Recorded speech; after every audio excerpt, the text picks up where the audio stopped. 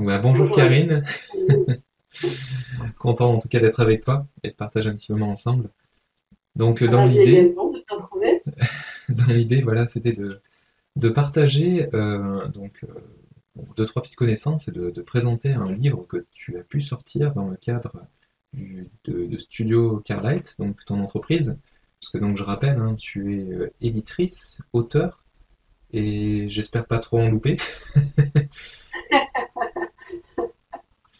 Oui, je suis multitâche, on va dire multitâche. Mais bon, je suis graphiste, donc Oui, effectivement, je fais un studio graphique et comme mon travail, c'est de faire des livres pour les gens, j'ai décidé de faire aussi pour moi dans un premier temps. Je me suis bien amusée, mais maintenant, j'édite des livres euh, qui viennent de textes libres de droit, plutôt sur la spiritualité. C'est mon nouveau credo, tout d'accord, simplement.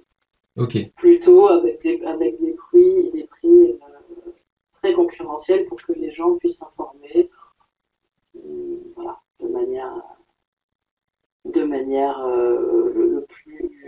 la plus économique possible, avec une information la plus largement diffusée. Voilà, c'est mon objectif. D'accord, mais c'est un geste effectivement qui est très beau, hein, parce que là, effectivement, là, on parle d'une collection, alors qui est disponible sur Amazon, après je sais pas si c'est disponible ailleurs, mais ce qu'on appelle la spiritualité à prix coûtant. C'est Alors je sais ça. pas si on va le voir dans le bon sens, mais sur le principe de ce que j'en ai compris, et tu m'arrêteras si je me trompe, mais c'est de faire en sorte que ce soit, alors, soit quasi, soit le coût en fait d'impression tout simplement du livre, parce que de toute façon, Exact. en passant par des sites comme Amazon ou des éditeurs, il faut bien payer l'éditeur, donc le prix, L'impression. Il faut payer l'impression. voilà, C'est l'impression et la l'impression, distribution. Exact. exactement, et puis il y a aussi le prix du papier, qui a tendance à bien augmenter, donc c'est C'est ça. loin d'être Énormément là, gratuit. depuis 3 ans. Ouais, voilà, c'est ça.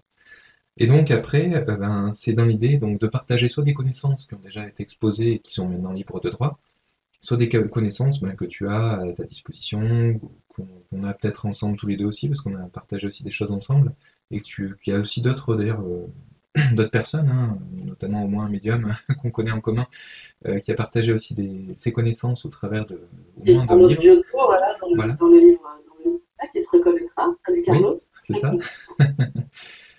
Voilà, donc ben c'est pareil, c'est-à-dire que c'est le même élan que Carlos aussi, hein, c'est-à-dire de partager tout simplement gratuitement et bénévolement pour vous, pour que quels que soient vos moyens financiers, vous puissiez avoir accès à la connaissance et éventuellement voilà, soit initier, soit continuer votre chemin spirituel avec ben, ces informations. Donc dans l'idée de ce soir, c'était de partager et de présenter un ou deux livres. Donc là, le premier livre dont on parlerait, c'est ce qu'on appelle les tables d'émeraude, alors de Thoth, donc on appelle aussi Hermès Trismégiste. Donc ça dépend si on parle de son nom en égyptien ou en grec. Voilà. Donc après, est-ce que Alors, tu... l'étape de Oui, Cameroun de Tot, quel que soit ce que je vais dire, ça risque d'être très faux. Je vais vous expliquer pourquoi. Parce que les tables d'émeraude seraient extraites d'un très très vieux texte d'accord. qui aurait été retrouvé. On ne sait pas quand. Le texte pourrait dater de 30 000 ans. C'est très très compliqué de dater. On trouve tout et rien sur Internet. Donc, j'ai retrouvé ce texte qui est donc tombé dans le domaine public et qui est libre de droit et qui m'a parlé. Et c'est pour ça que j'ai décidé de l'éditer. J'ai peur de vous raconter des idioties si je commence à parler des réelles origines, parce que personne ne les connaît vraiment. Pourquoi table d'émeraude? Parce qu'elles auraient été trouvées gravées sur des tables d'une matière plus ou moins inconnue qui ressemblerait à de l'émeraude, mais qui ne serait pas de l'émeraude, un peu phosphorescente. Ça, c'est la légende. Dans la réalité, on ne sait pas où sont ces tablettes. Ceci dit, le texte, quand on l'a en main, moi, il m'a parlé. Je l'ai trouvé très, très, très intéressant et c'est pour ça que j'ai décidé de l'éditer. Donc, je vous laisse faire votre propre chemin et opinion avec le texte. Par rapport à toutes mes lectures, moi, je lis énormément. J'ai rien trouvé d'illogique. Je trouvais que ça corroborait un certain nombre de choses. Ça parle de l'Atlantide. Je trouvais ça très intéressant. Ça parle beaucoup de l'Égypte. J'aime beaucoup l'Égypte.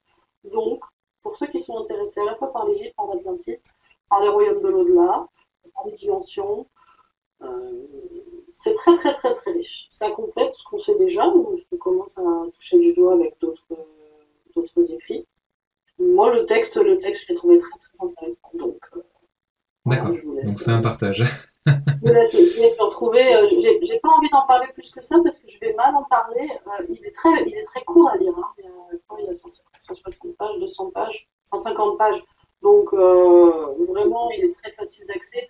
J'ai essayé de mettre plein d'annotations avec des explications, mais elles sont pas nécessaires, mais surtout sur les thèmes égyptiens, parce qu'on parle un peu d'Égypte, on parle des pyramides, voilà, on parle un peu d'ufologie. C'est pas mal, hein, c'est pas mal, hein, voilà. Si vous ne croyez pas à tout ça, ça vous prenez un bon bouquin de science-fiction.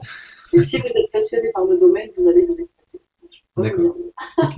Non, mais Go! en tout cas, c'est bien illustré, hein. Là, je montre rapidement une des images, voilà, où en fait, Oui, c'est c'est mon de, job, là, pour le coup, voilà. comme je suis graphiste, je me suis bien, bien, bien amusée avec les illustrations, tout à fait. Non, mais en tout cas, ouais, il est joli et pas mal. Et ok. Ouais. Après, oui, donc Thoth, c'était un dieu égyptien de l'Égypte antique, si je dis pas de bêtises, qui était considéré comme le dieu de la sagesse. Donc, il savait Mhm. énormément de choses. Et donc après, bon, j'ai pas encore fini de lire le livre, mais a priori, c'était un Atlante, enfin, si je Tout comprends à bien. fait. Tout à fait. C'est pour ça, ça parle beaucoup de l'Atlantide. C'est pour Oui, ça, c'est passionnant déjà. d'accord, J'en ok, j'en ai appris beaucoup plus avec ce texte-là qu'avec tous les. Bon, il y a Platon, on voit pas mal de choses sur Internet, mais là, j'avais l'impression d'être avec la source d'accord, de ce que je besoin de savoir. d'accord, ok, Tu vois, on entend beaucoup de choses, j'avais l'impression que j'avais entendu beaucoup de choses qui venaient de ce type de texte. d'accord, Donc, ça m'a intéressé par rapport à ça. J'aime pas trop les intermédiaires. Bon, il y a plein de gens qui sont plein de choses, hein, mais moi, j'aime bien aller à la source. C'est pour ça que je publie les sources de ce qu'on trouve. Comme ça, au lieu d'écouter plein de gens qui ont des idées différentes, parfois farfelues sur des choses, bah, ce genre de vieux texte, c'est quand même intéressant. d'accord. Alors Bon, j'avoue après, de recouper avec d'autres textes, hein, mais c'est quand même intéressant. sur tout ce qui est Atlantide, en fait, bon, il y a, on va dire, une majorité qui n'y croit pas, il y en a quand même qui sont ouverts à ça. En fait, la première fois que j'en ai entendu parler et qui m'a vraiment fait souligner le fait que c'était crédible, c'était notamment Edgar Cayce, alors Casey en anglais, parce qu'en fait, lui, quelque part, c'était contraire à sa façon, enfin sa façon de penser, à ses croyances, et pourtant, lors de ce qu'on appelle ses lectures, c'est-à-dire lorsqu'il se mettait en hypnose, en fait, il arrivait à toucher un petit peu comme avec de la claire connaissance et il retrouvait énormément d'informations. Donc, et à chaque fois, enfin, on voyait que c'était juste, parce qu'il ne parlait pas forcément du passé de l'Atlantide, il parlait du présent ou de l'avenir proche, et à chaque Oui, fois, il a eu juste à chaque fois. Des choses, des fois, il pouvait orienter sur des remèdes, c'était incroyable, parce qu'avec les moyens de l'époque, il donnait un remède à tout. Et quand on le suivait à la lettre, on se sauvait de plein de oui, situations que la médecine condamnait. Et on était condamné selon la médecine, mais lui, il avait des remèdes, des façons de faire qu'on pouvait se guérir systématiquement de certaines choses, à condition que le remède oui, soit pris à la lettre. Donc c'était quelqu'un d'assez extraordinaire et qui parlait des fois de la réincarnation, ce genre de choses qui étaient complètement contraires à ses croyances, parce qu'il était très catholique.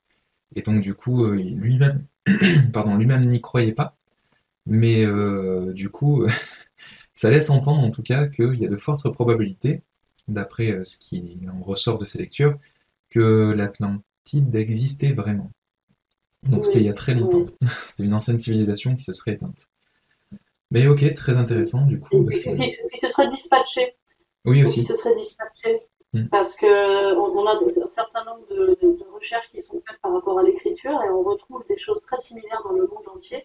Et l'explication pourrait être parce que une population plus ou moins plus évoluée se serait dispatchée dans le monde entier, ce qui expliquerait pourquoi on retrouve tellement de choses communes dans les syllabes, dans la phonétique, dans les choses du monde entier maintenant, ce qui ne serait pas logique il y a 10 000 ans normalement. Oui, comme les pyramides notamment, parce qu'on le Ah, voit aussi en Amérique du Sud, il y avait les pyramides mayas aussi, enfin je sais pas si ça s'appelle vraiment des oui, pyramides, mais c'était la même forme. tout à fait. Et oui, oui, donc effectivement on voit certains savoirs qui ont pu se propager à un moment donné et qui semblent assez cohérents, effectivement. D'ailleurs, je crois que c'était au niveau du Mexique, sur une plage, ils sont aperçus qu'il y avait des restes de civilisation qui dataient alors ils n'arrivaient même pas à l'estimer tellement c'était ancien, Oui, mais pareil oui, avec des oui, murs, des choses qui étaient vraiment très très bien taillées, on va dire, mais qui étaient en sous l'eau. Donc Oui, des cités maintenant qui sont sous-marines, mais qui n'étaient sûrement pas à l'époque. il y a des choses, oui, il y a des choses passionnantes sur les anciennes civilisations, hein, sur Oui, Internet, passionnantes, ouais, passionnantes. c'est vrai, c'est vrai. D'ailleurs, j'en parle aussi dans un livre là pareil, que j'ai Mm, mis à disposition, tout ce qui est mégalithes, etc. mm, Des constructions qui sont incroyables et on ne sait pas comment aujourd'hui on serait capable de le faire, parce que chaque mégalithe fait plus de 3000 tonnes, je crois, ou 6000, je sais plus, oui, enfin entre 3 et 6000 tonnes, et au sommet d'une montagne, posé de manière très très très précise, oui, oui, pour oui, faire des gros monticules, en fait, comme une espèce d'énorme pyramide, quoi, mais qui est énorme, et qui date oui. de je sais pas combien de dizaines de milliers d'années, enfin qui sont très très anciennes. Donc on n'explique pas tout. Il y a tout un pan de l'histoire qu'on ne connaît pas. Et ce qui est fou, c'est que les scientifiques actuels refusent de voir ce pan de l'histoire, alors qu'on a quand même, tu vois, regarde, à Cusco, on a des pierres qui sont taillées, on ne saurait pas refaire la même chose. Oui, On se doute que ça date de milliers d'années, et ben, voilà, on ne peut pas nier quand même qu'il y a quand même tout un pan de l'histoire qui nous oui, qui est, nous échappe, ouais, c'est vrai. dont on n'a pas les explications quand même. Ouais, ouais, C'est fou, c'est d'accord. fou. Ok, merci, merci de nous avoir écoutés et suivis, et puis en vous souhaitant une bonne continuation. À bientôt à tous, à bientôt Alexandre. Ciao.